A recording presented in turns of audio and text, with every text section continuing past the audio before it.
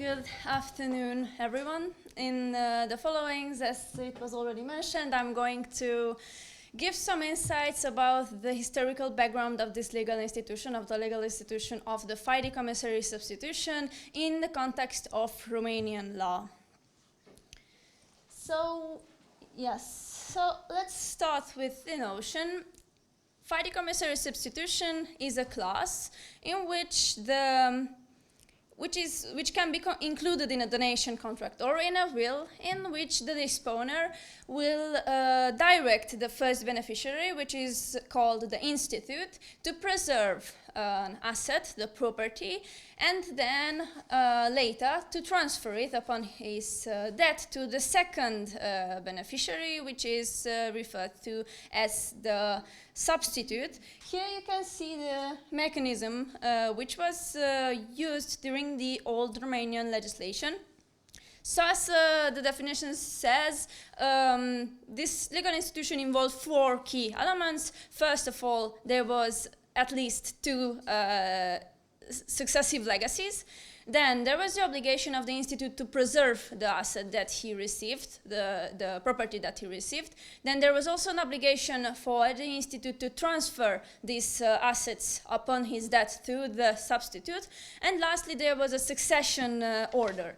Now, as you look at this mechanism, you can see that under the old legislation, as indicated in the Kalimach Code, this sequence could theoretically be repeated indefinitely, which means that it was clearly restricting the free transfer of assets, and also it was establishing a succession order. For example, if you take into account this old legislation under the Kalimach Code, the disponer actually could, it was allowed for the disponer to designate multiple successive heirs, third or a fourth, even a third or a fourth substitute.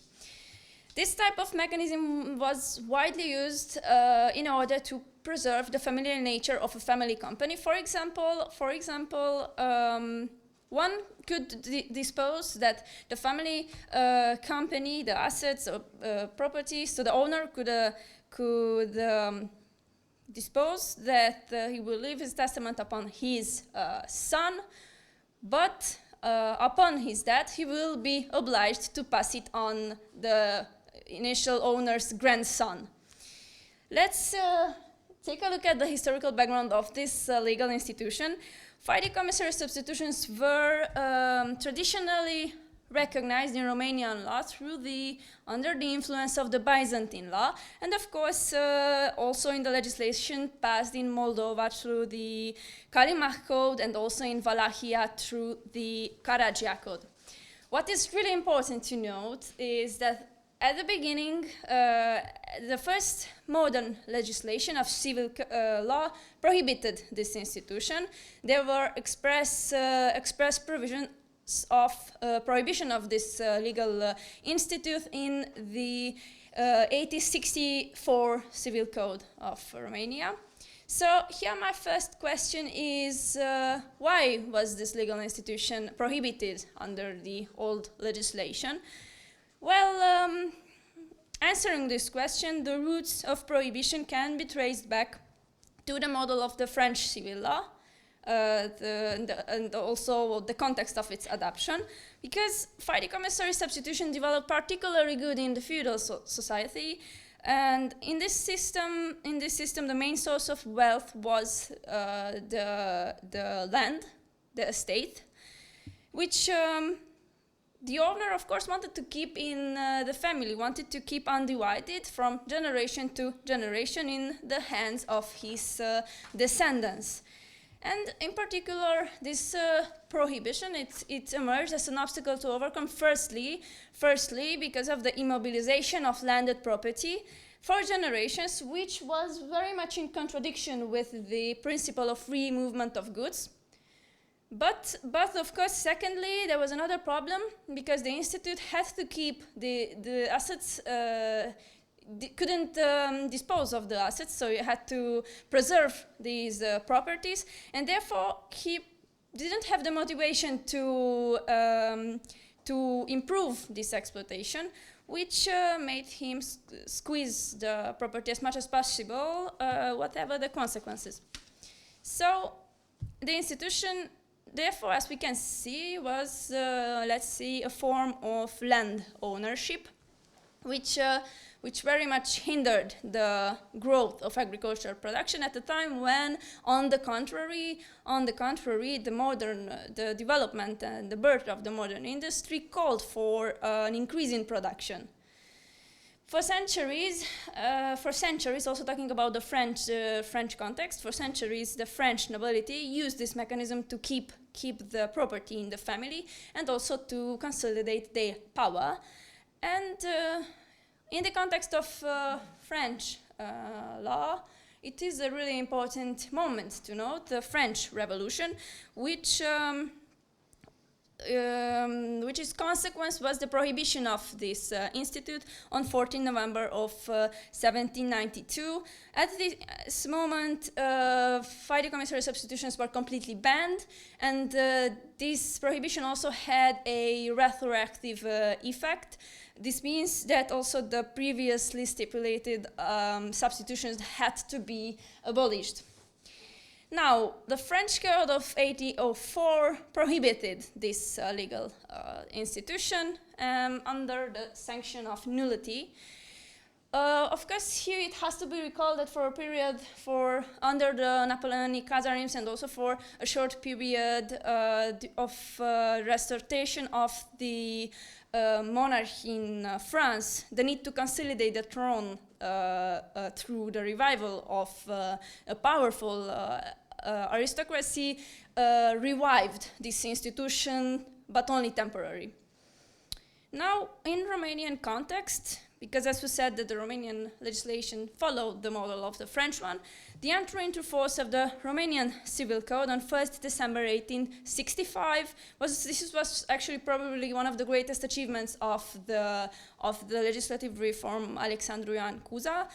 And here what we must note is that following the French model in regard of the fiduciary substitutions was probably a very conscious choice of the legislator. A very strong opinion, a very strong argument in this regard was the fact that the establishment of a succession order was viewed from a point of view of limiting individual liberty. So this was a very important argument in this context. Moreover, at the beginning of the 20th centuries, the Romanian courts, following, of course, the French case law, considered that the fiduciary substitutions that were stipulated during the old law, during the old Romanian laws, were not valid, and because they were taking into account that the possible theory of acquired rights could not be applied in this case. In consequence, starting from 1864, fiduciary substitution was considered a feudal and, as such, an anachronistic institute. However, it was established by the courts that in some situations, certain legal mechanisms didn't constitute fiduciary substitutions, and therefore they couldn't be prohibited. Indeed, in their content, they were pretty much similar to the institute itself. So what happened? People were indeed using this legal mechanism, but in forms that were not prohibited by law, and therefore,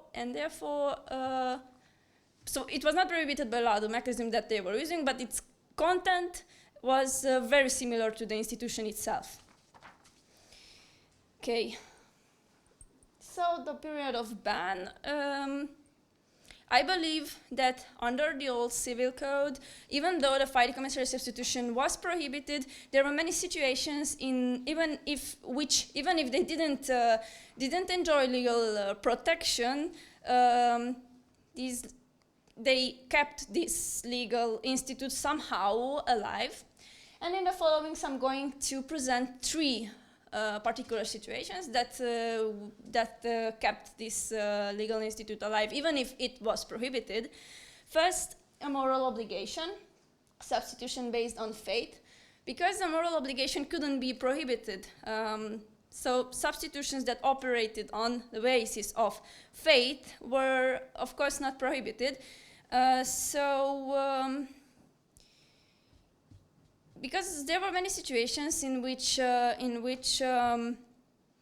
the asset that was transferred had a considerable value, and it had been handled from generation to generation. So simple legal text couldn't prohibit the let's say a tradition that continued from generations.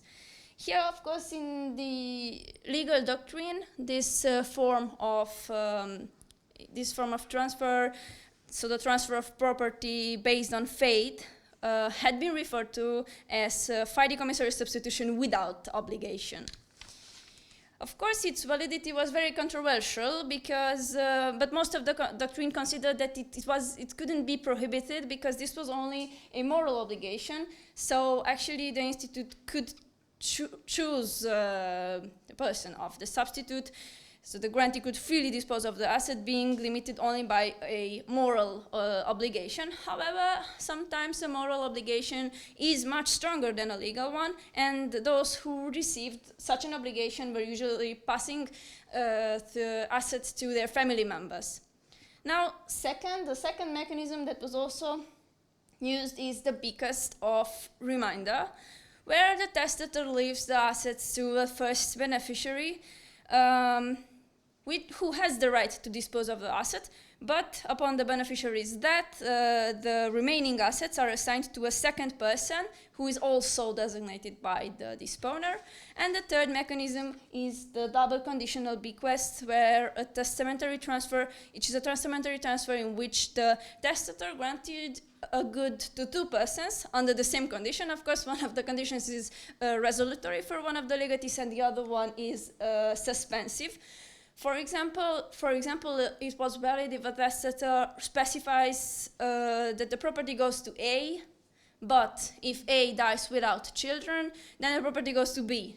So in this case, the death of A without children will be a resolutory condition for A and a suspensive condition for B.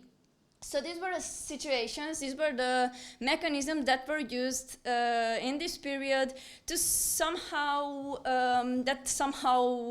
kept this institute alive, even if there was prohibition in this sense. Revival. Let's talk about the revival period of this legal institution.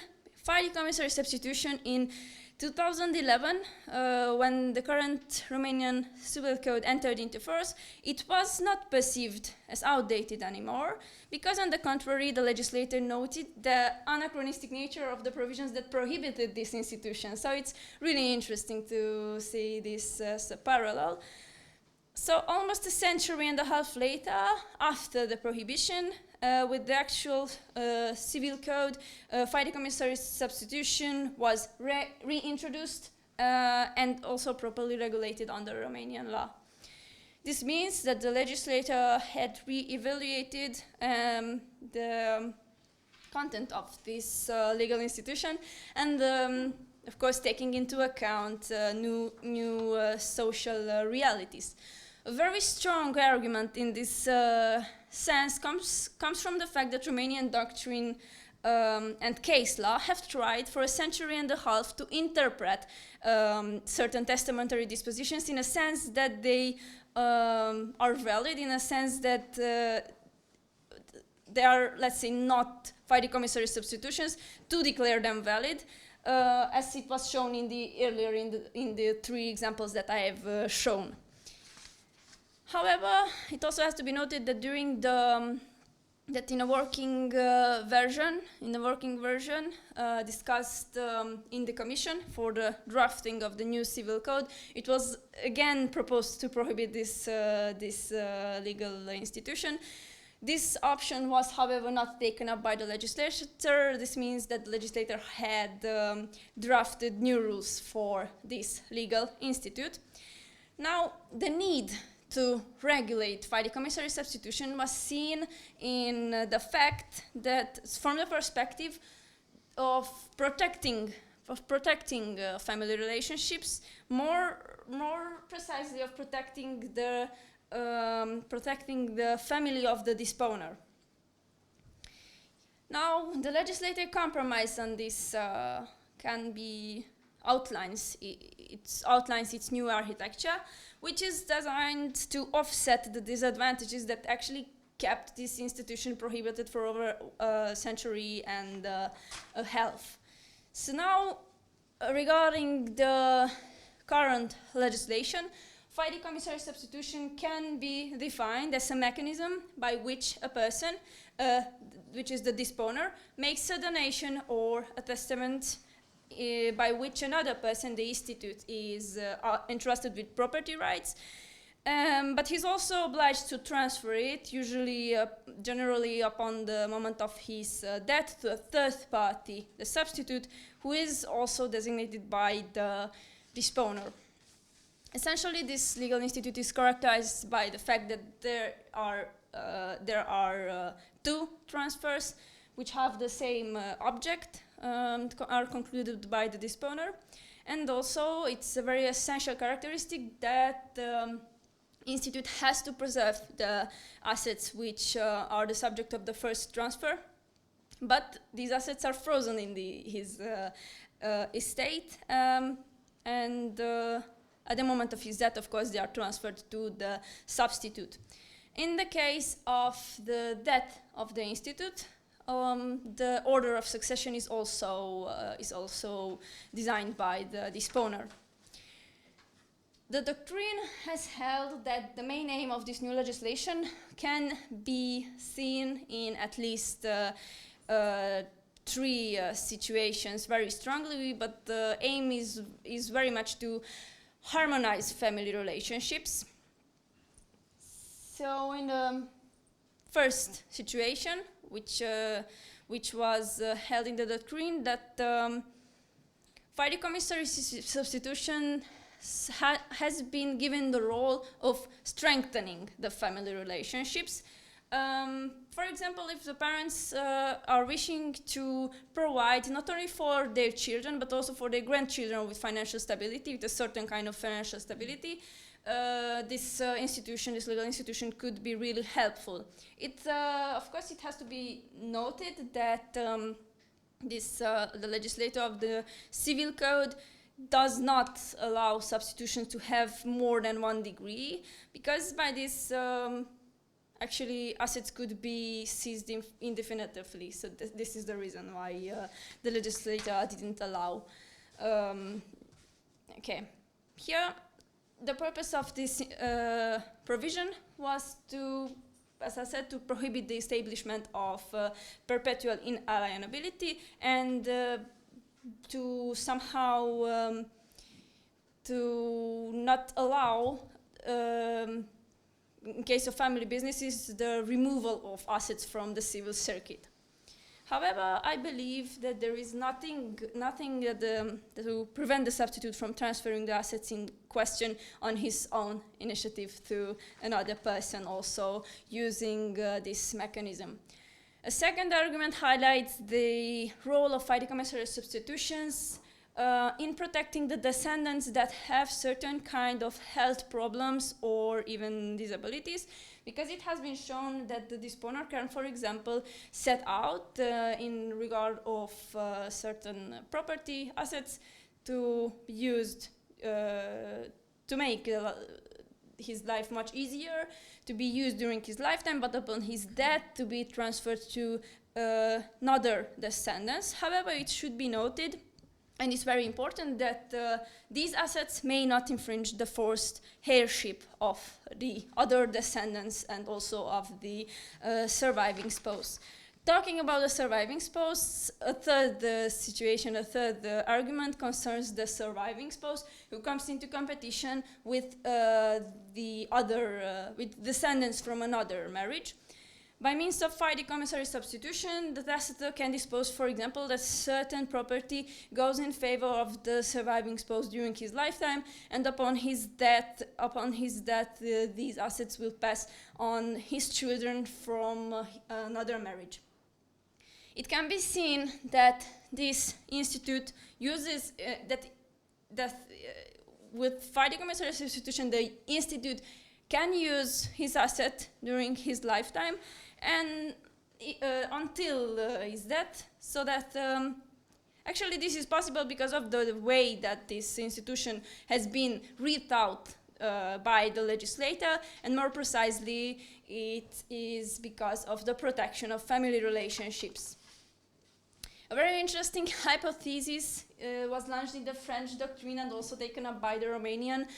One is the situation of the non-conceived persons, actually the gratification of non-conceived persons, because the question may arise at what extent these persons can be gratified. By way of example, one can imagine that a person who is suffering from a serious illness realizes that upon his his future grandchildren will probably not be able to enjoy the assets that he has acquired, because he realizes that he may not be alive at the moment when his son is married and has a child, but he wishes to use this legal mechanism to somehow ensure the financial stability of the grandchildren. However, the strongest argument against this solution remains the personal character of gifts. And here what it's also worth noted is that the failure to clearly indicate the person of the stipulated, it doesn't lie on the fact that this person is not yet conceived, but on the fact that the institute, that the property was left on the institute to decide which one of his descendants will be worthy to receive the property. Now I would like to analyze this legal mechanism in regard of family companies, because as my main research topic is related to family companies, I must see that the current Romanian legislation is very positive for directing generational change in such business entities. In case of family companies, fiduciary substitutions can play a very important, a crucial role in preserving the familial nature of the company, because by this it can be ensured that the company will remain in the family, and also ownership and control can be taken by the next generation only in case of these provisions are being taken into account. So this legal mechanism allows family members to designate a predetermined condition before the new generation can assume ownership or control of the familial company. By doing so, it becomes really easy to prevent the external parties from gaining influence over the company. Thereby, as we can say, the company will remain a family legacy. Also, these provisions can be concluded in a family constitution, which is a written document in which the owning family sets out its values and general principles regarding the family company, which have to be taken into account by the new generations in order to enter into ownership of the family company. And this, of course, can help formalize the process and establish clear guidelines for the succession, but also institute a moral obligation for the new generations to pass on the family company to within the family. So, including fiduciary substitution in a family constitution can clearly help to provide stability and continuity of the family company, and also it can ensure smooth transition of the leadership across the generations, keeping the family company within the family. In conclusion, family constitutions. In conclusion, as we saw, Fiduciary substitution was an institution considered outdated in the 19th century. It was seen as a feudal reminiscence which stood in the way of the free movement of goods. A complete ban followed, which was, however, circumvented in some cases in the second half of the 19th century and the first half of the 20th century. As for now, the optic has completely changed. Fiduciary substitution is object of revival in a modernized form, serving the interest of the modern middle class. Thank you for your attention.